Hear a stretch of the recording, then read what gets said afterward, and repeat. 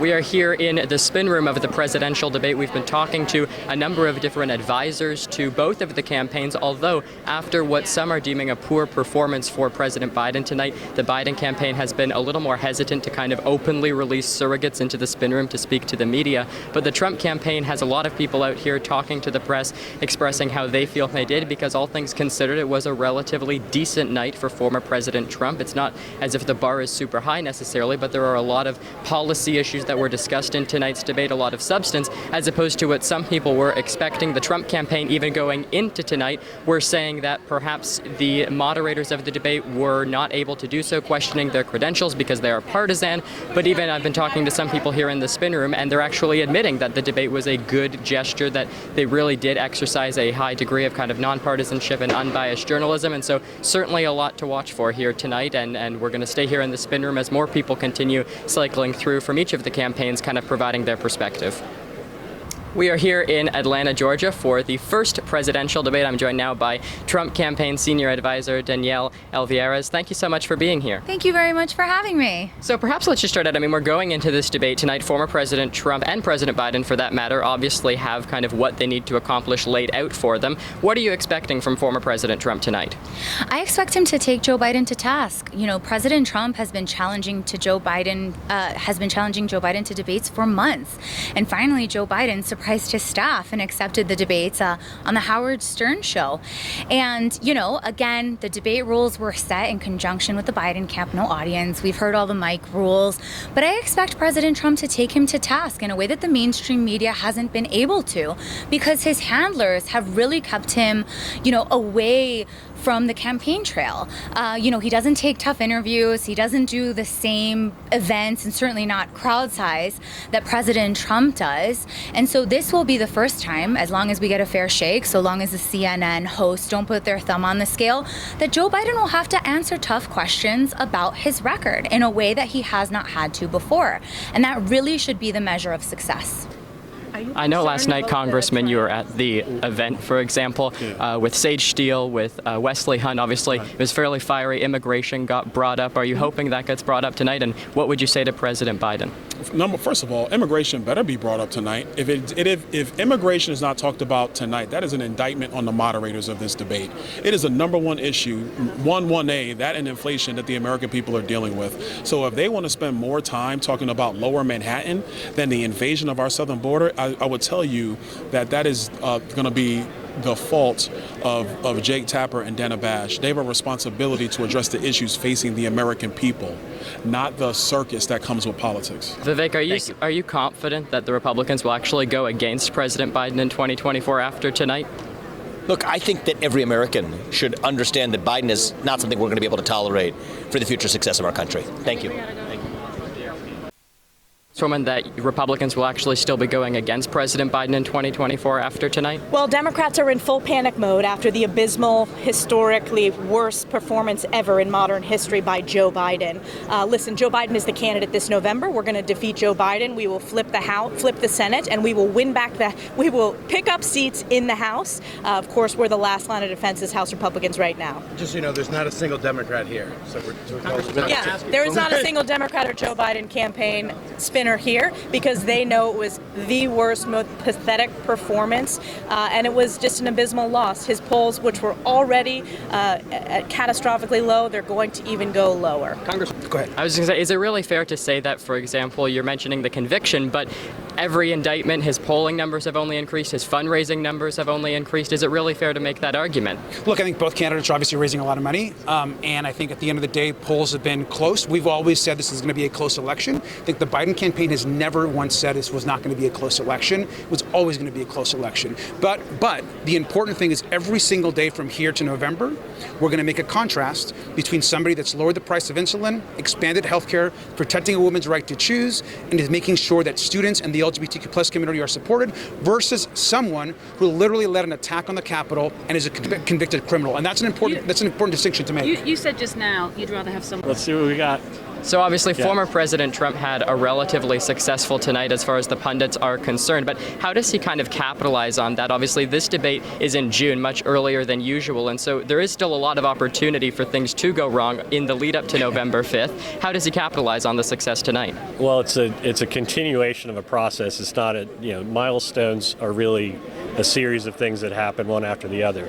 So this is just the latest reflection of what's been happening for well over a year, which is President Trump knew that there is a choice coming up for the American people that's a stark contrast. His first term, the economy, the border, the world, a less chaotic, a more stable world, a border that was secure, and an economy that had low inflation and affordability. So contrast that with where we are today with Biden, and that's been the buildup all along. If you look back, President Trump started talking about having a debate with Biden, well over 6 months ago, almost a year, I think. Anywhere, anytime, any place. So that challenge was because President Trump knew if we were given the opportunity to contrast our positions, the American people will see it. He really cares, Wyatt. Sorry. The American people will see the contrast, clear as a bell, and they'll have the choice to make in November. So the challenge was made, the debate happened, President Trump did as well as we thought he would, and President Biden had a really bad night. But it's just the next step in the campaign. Now, I hope that the Democrats will not try to, as Van Jones, I'm told, suggested on television, Democrat Van Jones, operative, former Biden White House guy, make a switch this week. I think the Democrats spent a year telling the American people that Joe Biden is full of vim and vigor and ready to lead. Would that be a negative thing if they did try and replace him at, say, the convention? I just think it's dishonesty. I think it would be a level of dishonesty from the Democrat Party that is unprecedented. They've literally spent, what do you guys call it, gaslighting? They've spent a year telling the American people, don't worry about the economy, it's not really that bad. Don't worry about the border, we're really going to take care of it and it's secure. Don't worry about what's happening around the world, we can fix it. Don't worry about our president, he's healthy and great and strong and going to lead us. So a year we've heard that, and now all of a sudden they're going to make a switcheroo after telling us that for so long. I mean, that would be a level of dishonesty unrivaled. Are you confident that you're still going to actually be running against President Biden in 2024, given some of the pundits now saying that it was a much worse night than many were expecting? Great question. It's structurally impossible for Democrats to remove Joe Biden. All this nervous hand-wringing from the Democrats, they're stuck with Joe. Sorry, guys, you have your candidate, it's Joe. But President Trump delivered tonight, greatest performance in debate history. What did you make of the Biden campaign saying that? Why? So I guess what did you make of the performance of the former president? A lot of people, obviously, President Biden didn't perform as expected. How do Republicans kind of capitalize on that? Well, I think President Trump did very well. He was clear and articulate. He delivered a message about we can be a prosperous country again, like we were under his his administration. And Joe Biden, I mean, I don't know how else to put it. It was a disaster for him, and I don't know how he comes back from it. I think anybody who was watching this thing is sort of undeniable. I take no real pleasure in saying it, but I mean, his mental acuity clearly is in decline, and I can't imagine what he'd be like 4 years from now, and I think the American people see all that. And so how does former President Trump, I guess, continue spreading his message in a way that will only further his lead in the polls, as opposed to, a lot of people were saying in advance of this debate that the reason it was held so early was so that basically if what happened tonight then it would give, the Democrats an opportunity to change course. So how do Republicans kind of avoid falling into that game? Yeah, I think he just has to keep the pedal to the metal here. And I think the rallies he does just draw unprecedented crowds, number one. And number two, I think that he shows a lot of energy and a lot of vigor in those rallies. So I think he keeps doing what he's doing, and if they want another debate, he should willingly accept it. I have a feeling, though, the Democrats are not going to want to have another debate after tonight. A lot of people after tonight are talking about the poor performance by President Biden. How do Republicans kind of capitalize on that, make the most of it, as, of course, we're still in June. There's a lot of time for things to go wrong up until November.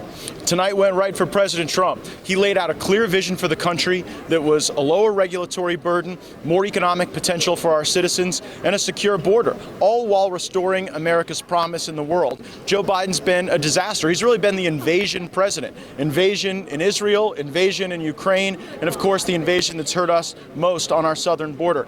2/3 of Americans right now that are in the middle class consider themselves in a position of economic hardship. So Joe Biden is trying to get people to believe that they don't feel what they feel. He did not make a compelling case, but what you saw from President Trump was a command of the facts, a knowledge of how trade interfaced with jobs, how illegal immigration was really stealing a lot of the jobs away from Americans who needed to get to work after COVID. Does this perhaps symbolize, after the debate tonight as an example that the poor performance, perhaps that you won't, as Republicans, actually be running against President Biden in 2024? Can you ask that again? Yeah, just in the sense of people are obviously deeming it a poor performance for President Biden tonight. A lot of people are speculating that perhaps the Democrats will try and change course in terms of their, bid for the presidency. Well, you'll have to talk to the Democrats about that. And obviously the conversation that they're going to have tonight is very different from ours because we saw a dominant performance by President Trump. And the thing is that as we go into this election cycle, it's not necessarily only about Joe Biden and his weakness. It's about President Trump and his strength. It's about what is he going to do to move America past the troubles that we have right now and return us to a position of strength around the world. Awesome. Thank you. Excellent. Thank you. Mr. Watley. Is it possible now that the party could try to replace Joe Biden as a candidate? No, President Biden is going to be the nominee for the Democratic Party as we head into November.